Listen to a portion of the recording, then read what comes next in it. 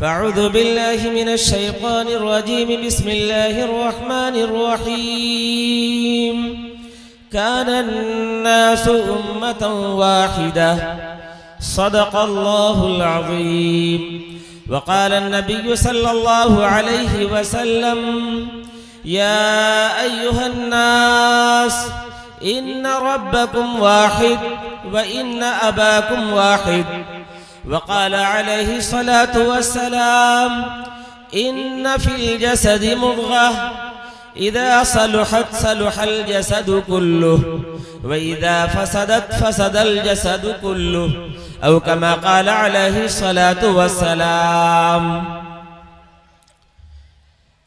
ओम भूर्भुवस्वः तत्सवितुर्वरेण्यं भर्गो देवस्य धीमहि धियो यो नः प्रचोदयात् यो मामजमनादिं च वेत्ति लोकमहेश्वरम् असम्मूढस्समर्त्येषु सर्वपापैः प्रमुच्यते तमेव शरणं गच्छ सर्वभावेन भारत तत्प्रसादात् प्रां शान्तिमस्थानं प्राप्स्यासि शाश्वतम्। मुहतरम हाज़रीन, काबिल क़द्र सदर जलसा उस्ताद मुहतरम हज़रत मौलाना इज़हारुल हक़ साहब अल-मज़ाहिरी, हज़रत मौलाना इश्तियाक़ अहमद साहब अल-आज़मी दामत बरकातुहुल आलिया, दीगर स्टेज पर बैठे उलमाए किराम और आज के इस समाज सुधार तालीमी बेदारी कॉन्फ्रेंस में तशरीफ़ फरमा नौजवान दोस्तों, बुजुर्गों, पर्दे में बैठी प्यारी माँ और बहनों, सारी तारीफ, सारी बड़ाई, सारी जय जयकार उस मालिक के लिए है जिसने धरती को पानी पर बिछाया, बगैर पिलर और खंबे के आसमान को बनाया ताना और एक सूरज से पूरे संसार को चमकाया। सारी तारीफ उसी मालिक के लिए है। दरूद व सलाम हो अंतिम संदेशता आखिरी पैगंबर कल की अवतार हजरत मोहम्मद मुस्तफ़ा सल्लल्लाहु अलैहि वसल्लम पर और कंचनपुर की तमाम आवाम मर्द व ख़वातीन हर एक को मुबारकबाद पेश करता हूँ कि आप हजरात ने पूरे दिलजमी और शौक़ और मोहब्बत के साथ इस प्रोग्राम को कामयाब होने में अपने तन मन धन की बाजी लगाई। अल्लाह ताला सबों को भरपूर सिला और अजर अता फरमाए। दोस्तों, आज के प्रोग्राम का उन्वान है, इसके दो हिस्से हैं। एक है इस्लाह मुआशरा यानी समाज सुधार, दूसरा है शिक्षा जागरूकता यानी तालीमी बेदारी। ये दो हिस्से हैं। समाज में जो बिगाड़ होगा उसी की इस्लाह होगी, जो फसाद होगा उसी को ठीक किया जाएगा। ये तो बिल्कुल वाज़ेह बात है। फसाद बिगाड़ क्या क्या है ये बताने की जरूरत नहीं है। यह हर घर का आदमी, चाहे औरत हो या मर्द, सब के सब जानते हैं कि किस घर में क्या बिगाड़ है, क्या फसाद है। हर आदमी अपने दिल का हाल अच्छे से जानता है। आज बाप बेटे में नहीं बन रही है, माँ बेटी में नहीं बन रही है, शौहर बीवी के दरमियान झगड़ा है, भाई बहन के दरमियान लफड़ा है, हिंदू मुस्लिम के दरमियान रगड़ा है। ये पूरा देश उलझा हुआ है, ये तो हम सब जान रहे हैं। लेकिन हर एक बिगाड़ को पकड़ पकड़ के लाए और उस पर तफसील से बात करें तो शायद एक रात नहीं बल्कि सैकड़ों रातें जाएंगी, मगर वो लिस्ट कम नहीं होंगी। हम लोग ढूंढते हैं कोई ऐसा उपाय, कोई ऐसा तरीका जो कुरान और सनातन धर्म की किताबों में मिल जाए, जो सारे बिगाड़ों को दुरुस्त करने के लिए गोया एक फार्मूला हो। चलते हैं, आज से हजारों वर्ष पहले आए श्री कृष्ण जी ने अपने जमाने में लोगों को जो दिशा दिखलाई और लोगों को जो पता बताया, उस पता के बारे में मालूम करते हैं क्या कहा। श्रीमद् भगवद गीता अध्याय नंबर 16 श्लोक नंबर 23 के अंदर उन्होंने कहा, यह शास्त्र विधि मुत्सृज्य वर्तते कामकारतः न स सिद्धि मवापनोति न सुखम न परांगतिम। जो व्यक्ति धर्म शास्त्र धर्म ग्रंथ को त्याग दे, छोड़ दे, साइड कर दे, बाईपास कर दे और मनमाना आचरण करे, मनमाना जिंदगी गुजारे, ऐसा व्यक्ति न यहां सुख पा सकता है न प्राण निकलने के बाद सुखी हो सकता है। श्री कृष्ण जी ने अपने जमाने में यह उपदेश दिया था आवाम को कि अगर जिंदगी में सुख चाहते हो और इस दुनिया के बाद भी सुख चाहते हो तो अपने मन को धर्म ग्रंथ और धर्म शास्त्र के अनुसार ढाल लो, दोनों दुनिया तुम्हारी आबाद हो जाएगी। यदि अगर इससे हट करके है अपना मनमाना जीवन बिता रहे हैं तो न यहां सुख की प्राप्ति होगी न मरने के बाद सुखी होंगे। दूसरी तरफ आज से 1500 साल पहले अंतिम संदेष्टा कल्कि अवतार के अंतःकरण पर परमेश्वर ने जो अपनी वाणी का अवतरण किया, कुरान मजीद को जो नाजिल फरमाया, उसमें अल्लाह ने ऐलान फरमाया फला वरब्बिका ला युमिनून हत्ता युहक्किमूका फीमा शजरा बैनहुम। आपके परमेश्वर की कसम, वो तो ईमान वाला हो ही नहीं सकता, वो ईमान वाला हो ही नहीं सकता जब तक के धर्म शास्त्र को फैसल न बना ले। अपना छोटा काम हो, बड़ा काम हो, दिन का काम हो, रात का काम हो, सुबह का काम हो, शाम का काम हो, बेचने का हो, खरीदने का हो, शादी ब्याह का हो, पढ़ने का हो, पढ़ाने का हो, जमीन का हो, जायदाद का हो, रुपये पैसे जो भी मामला थे उसमें शरीयत को फैसल न बना ले, उस वक्त तक ईमान वाला हो ही नहीं सकता। और बताइए आज के इस कॉन्फ्रेंस में बैठे लोग ईमान वाले हैं क्या बेईमान? ये मोहल्ला साइलेंट मूड में है। अरे भाई हम लोग ईमान वाले हैं या बेईमान? अल्हम्दुलिल्लाह बैटरी चार्ज हो रही है माशाअल्लाह। ईमान वाले हैं। ईमान वाले की पहचान कुरान मजीद में ये बताई जा रही है कि अपने आप को मन के अनुसार ढालेंगे तो ईमान से खाली है, और अगर किताब शरीयत के हिसाब से ढालेंगे हर छोटे बड़े मामले में तो इसका मतलब यह है कि ईमान। अब देखिए श्रीमद् भगवत गीता में, कुरान में जो बात बताई गई है, दोनों बात मिल रही है कि हिंदू रहो या मुसलमान, चलना है धर्म के अनुसार, शरीयत के मुताबिक। आज भारत के अंदर चाहे जो सा समाज हो, हिंदू का हो या मुसलमान का, हिंदू भी परेशान है, मुसलमान भी परेशान है। किसी के मसाइल छोटे हैं, किसी के बड़े हैं। कारण क्या है कि हम लोगों ने मजहबी किताब से, दीनी किताबों से, धर्म ग्रंथ से अपना रिश्ता तोड़ लिया है और टेलीविजन, रेडियो, इंटरनेट, अखबार, मैगजीन से अपना रिश्ता जोड़ लिया है। क्या मैं सच ठीक ठीक बोल रहा हूं? ये मोहल्ले का आदमी 13 किलो का मुंडी हिला रहा है, 10 ग्राम की जबान नहीं हिला रहा। अरे भाई मैं ठीक बोल रहा हूं। सुनी सुनाई बातों को हवा में हम लोग बहुत ज्यादा उड़ाते हैं ना। याद रख लीजिए अल्लाह ताला ने हमें किताब दी है, शरीयत दी है। क्यों? ताकि धरती पर जीने वाला, बसने वाला हर इंसान, चाहे वो मुसलमान हो या हिंदू, जो जिस मजहब का है, वो इंसानियत के प्लेटफॉर्म पर चले। मेरे भाइयों, हमने दीनी किताबों से, मजहबी किताबों से रिश्ता तोड़ा, आपस में बिगाड़, फसाद, दूरियां, नफरतें आम हुई। यहां तक नफरत बढ़ गई, यहां तक बढ़ गई कि आज की तारीख में भारत के अंदर हिंदू मुसलमान को दुश्मन समझता है और मुसलमान हिंदू को अपना भाई समझने को तैयार नहीं। क्या ये बात भी ठीक ठीक बोल रहे हैं? ऐसी दूरियां हैं ना। जबकि अंतिम संदेष्टा प्यारे नबी सल्लल्लाहु अलैहि वसल्लम ने क्या यही पैगाम दिया था?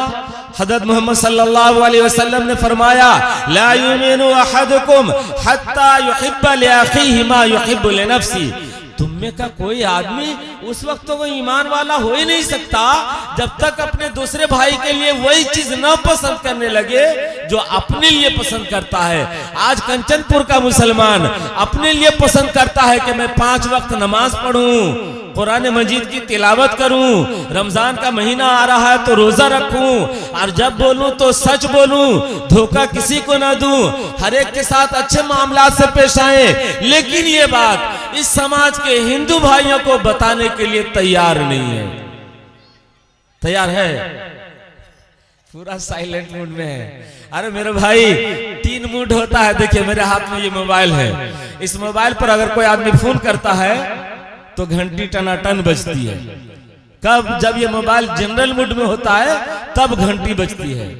इसका दूसरा मूड होता है वाइब्रेशन मूड, यानी जब ये वाइब्रेशन मूड में हो और कोई आदमी फोन करे तो घंटी नहीं बजती, मोबाइल थरथराता रहता है ऐसे ऐसे। और इसका तीसरा मूड होता है साइलेंट मूड। जब कोई फोन करता है तो न बजता है न थरथराता है, रोशनी भूख भूख भूख भाग भूख भाग करती रहती है ना। तो हम लोगों को इस जलसा में, कॉन्फ्रेंस में कौन से मूड में बैठना चाहिए? जनरल मूड में या वाइब्रेशन मूड में या पूरा साइलेंट मूड में? पूरा मूड साइलेंट है। अरे भाई जनरल मूड में आइए, कुछ अच्छी बातें हो जाए। जनरल मूड में आइए आप लोग। मेरे भाई, आज हिंदू समाज भी परेशान है, मुस्लिम समाज भी परेशान है। क्या है कि बिगाड़ और फसाद बहुत ज्यादा है। देखिए, एक आदमी का बदन बहुत गर्म हो जाता है, डॉक्टर के पास जाता है तो पकड़ के कहता है कि इसको फीवर है, बुखार है, टैबलेट देता है, ठीक हो जाता है। घर में हम लोग घर के दरवाजे के बाहर कोई आदमी आम का पेड़ लगाता है, कोई अमरूद का पेड़ लगाता है, कोई मेहंदी का पेड़ लगाता है, कोई केला और जामुन का पेड़ लगाता है, नहीं लगाता है? लगाता है। अगर कोई आदमी कोई पेड़ लगाए और 3 दिन के बाद उसका पत्ता पीला पड़ने लगे तो क्या समझ में आता है? कि ये पेड़ सूख रहा है। जब ये समझ में आने लगता है कि इसका पत्ता पीला पड़ रहा है तो इसका मतलब इस पेड़ से जान खत्म हो रही है। हम लोग जाते हैं, 2-4 हंडिल पानी लेके आते हैं और कहां डालते हैं? पेड़ के जड़ में डालते हैं ना, या उसके पत्ता पर पानी पटाते हैं? जड़ में पानी पटाते हैं। जड़ में पानी पड़ने से पूरा दरख्त हरा भरा हो जाता है। मेरे दोस्तों, प्यारे नबी सल्लल्लाहु अलैहि वसल्लम ने फरमाया कि इंसान के जिस्म में एक खून का लोथड़ा है, जब वो ठीक रहता है तो पूरा शरीर तंदुरुस्त और सुरक्षित होता है, और जब वो फासीदा और बिगड़ जाता है तो पूरा शरीर बिगड़ जाता है। और पता है वो खून का लोथड़ा क्या है? वो दिल है। दिल के अंदर, अगर इंसान के दिल के अंदर अच्छाई का जज्बा है तो अच्छे काम करता है, लेकिन अगर दिल के अंदर बुराइयों को जमा कर लिया है, बैठा लिया है, तो जाहिर है वैसे ही होंगे। आज हिंदू समाज हो कि मुस्लिम समाज, सब के सब परेशान हो रहे हैं।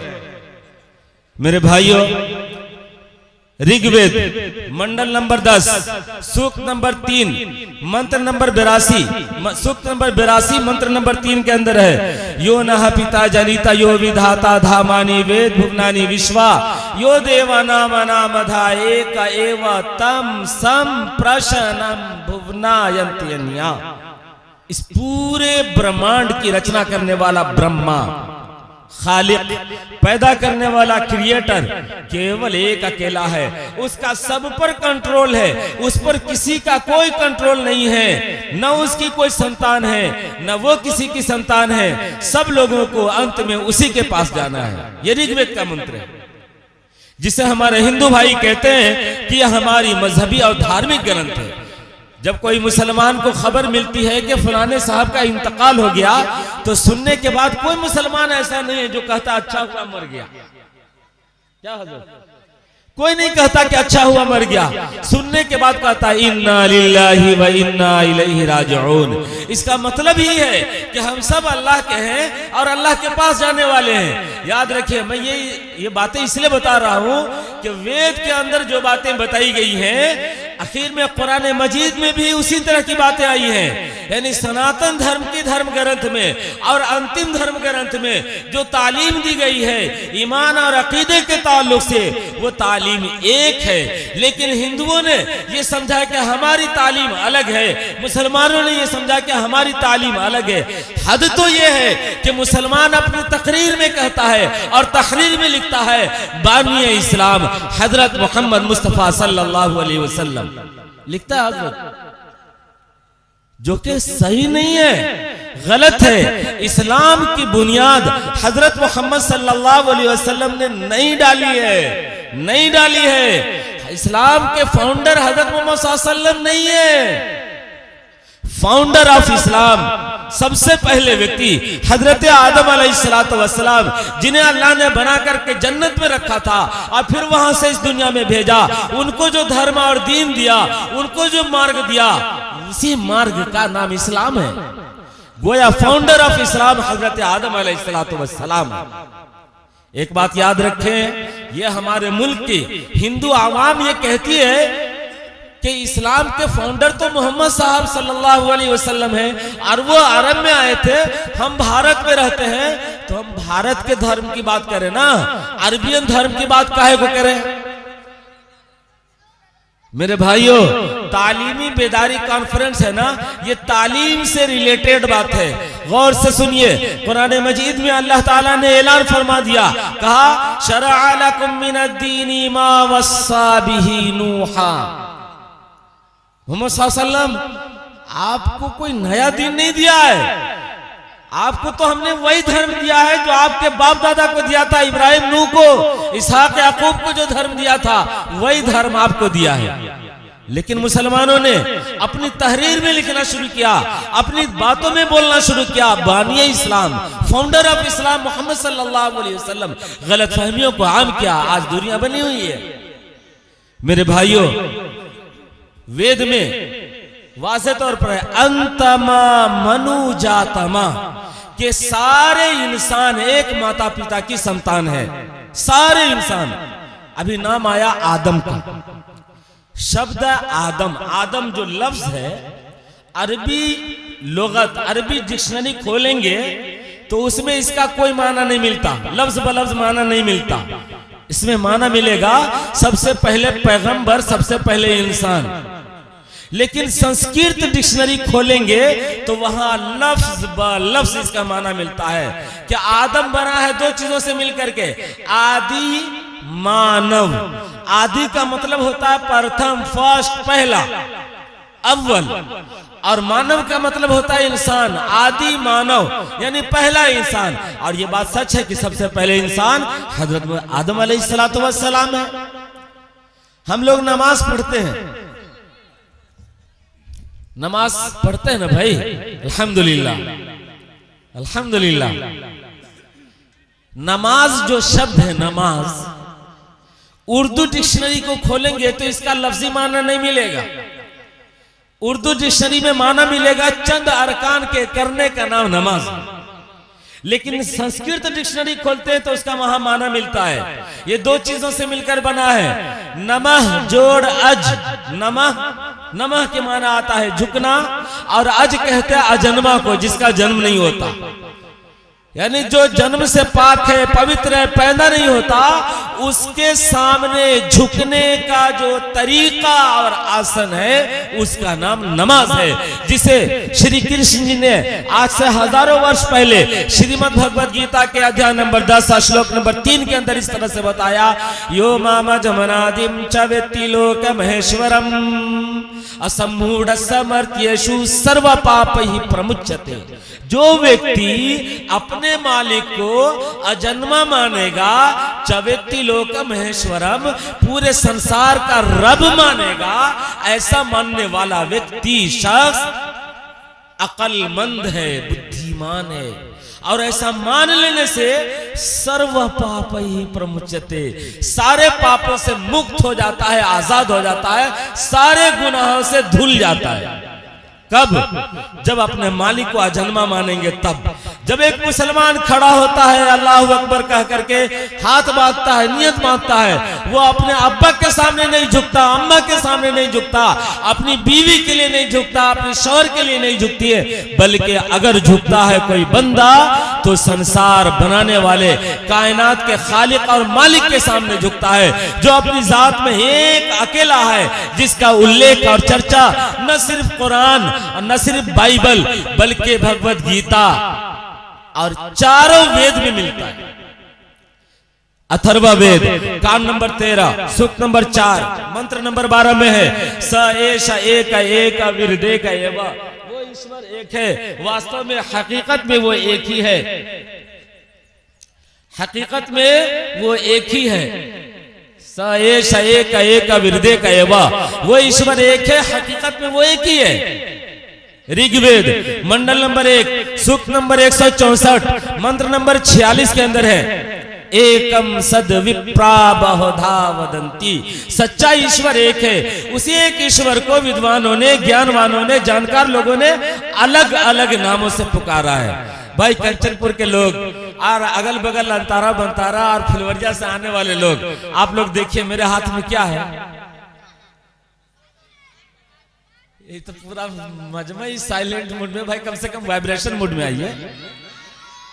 पानी है ना, इस पानी को अंग्रेजी में कहते हैं वाटर, संस्कृत भाषा में कहते हैं जल, हिंदी भाषा में कहते हैं नीर, उर्दू भाषा में कहते हैं पानी, फारसी में कहते हैं आब, अरबी में कहते हैं माउन। जरा गौर कीजिए, माउन, जल, नीर, वाटर, पानी, इतने नाम अगर लें तो कितनी चीज हुई। अब वाइब्रेशन में आओ भाई। अरे भाई नाज़िम जलसा जरा गौर कीजिएगा, चीज तो एक ही है ना, अरे चीज तो एक ही है, खाली नाम बदला है ना, चीज थोड़ी बदली है। भाषा बदलने से नाम बदल गया है, मगर चीज थोड़ी बदली, चीज तो एक ही है।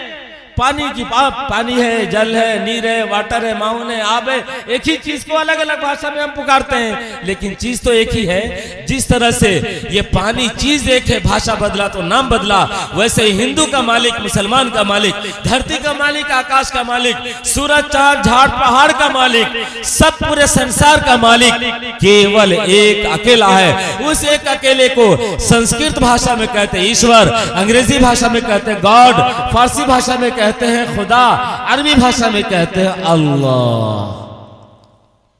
मेरे भाइयों, आज भारत के अंदर यूं समझ लीजिए कि आग लगी हुई है। हिंदू और मुसलमान के बीच में एक लंबी चौड़ी दीवार खड़ी हो गई है, नफरत की दीवार।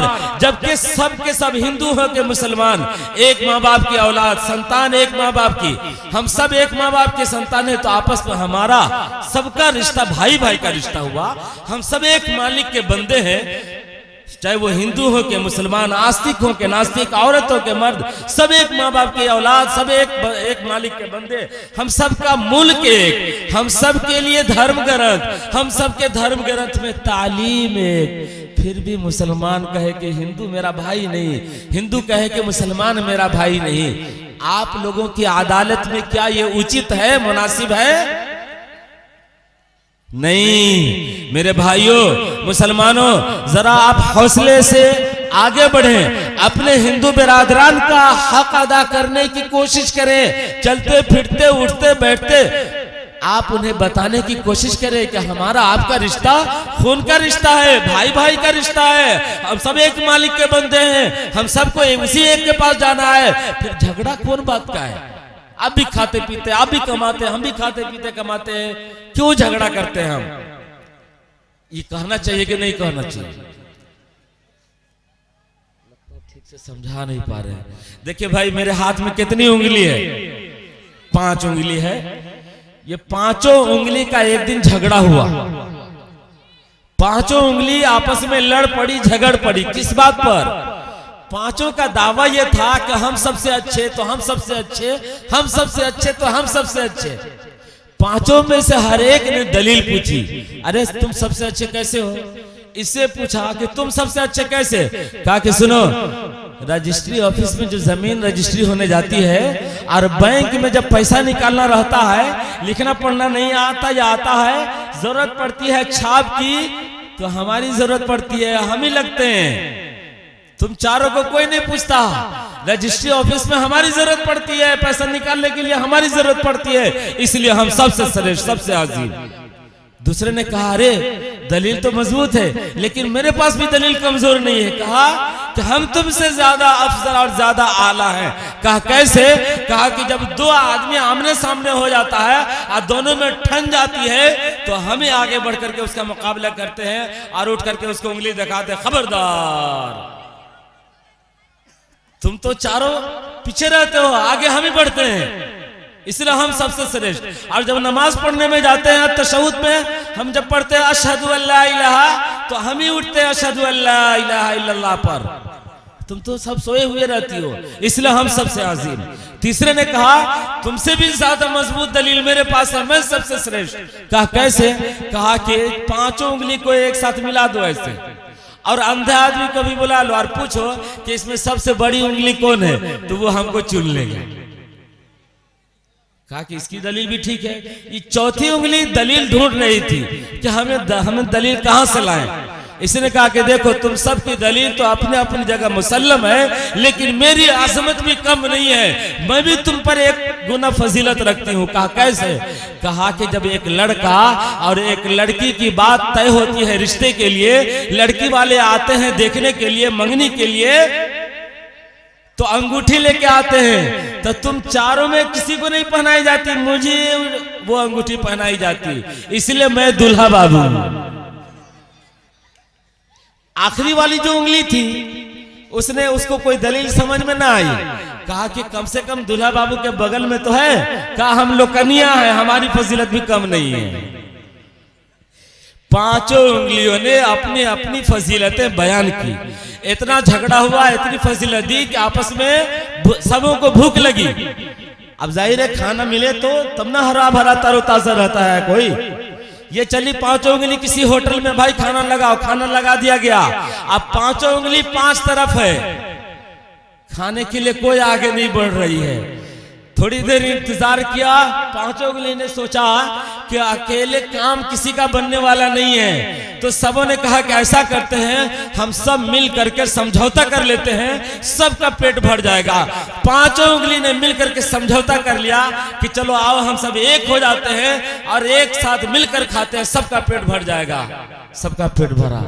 मेरे भाइयों, आप हिंदू रहो कि मुसलमान, अपने अपने समाज, सोसाइटी, घर, मुआशरे में इत्तेहाद के साथ एक होकर के रहेंगे, इंशाअल्लाह हिंदू का भी काम बन जाएगा, मुसलमान का भी काम बन जाएगा, बेटे का भी बन जाएगा, बेटियों का भी बन जाएगा, माँ का भी बनेगा, शोहर, बीवी, भाई बहन सबका बन जाएगा।